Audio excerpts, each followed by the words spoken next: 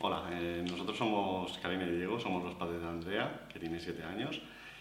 Andrea pues, fue diagnosticada al nacer de una sordera bilateral y a los 2 años y medio fue progresando y acabó con implante coclear, que llevaba audífonos desde los 6 meses. Andrea pues, cursa segundo de primaria en la escuela Taber.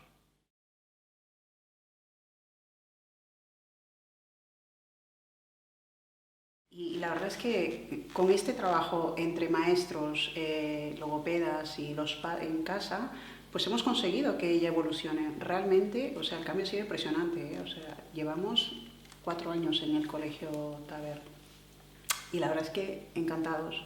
Claro, ahora ya el cambio se ha dado, pues hemos pasado una pandemia, un COVID y bueno, Sí, todo ha ha cambiado cambiado bastante. mucho en general, la sociedad, pero claro, estamos preocupados porque las nuevas familias pues lo notarán más, ¿no? Nuestra experiencia en el colegio ha sido muy, muy buena, o sea, y de hecho pues Andrea ya está encaminada, digamos que ha cubrido las necesidades básicas educativas, que ella puede llegar a tener la igualdad de oportunidad que otros niños, que lo consideramos básico en los niños sordos.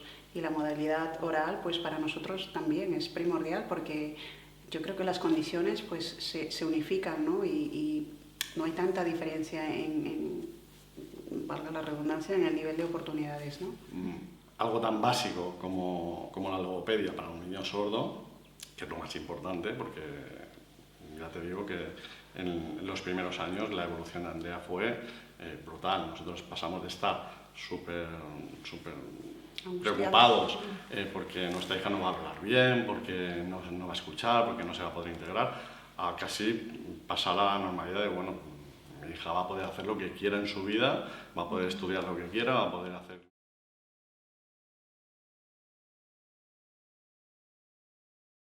Pues para la gente que empieza, como nosotros en su día, con un diagnóstico de sordera en un niño pequeño recién nacido, pues decirles que esto tira para adelante, o sea, que con buenos profesionales, con buena información, aquí en ACAPS tendrán mucha ayuda.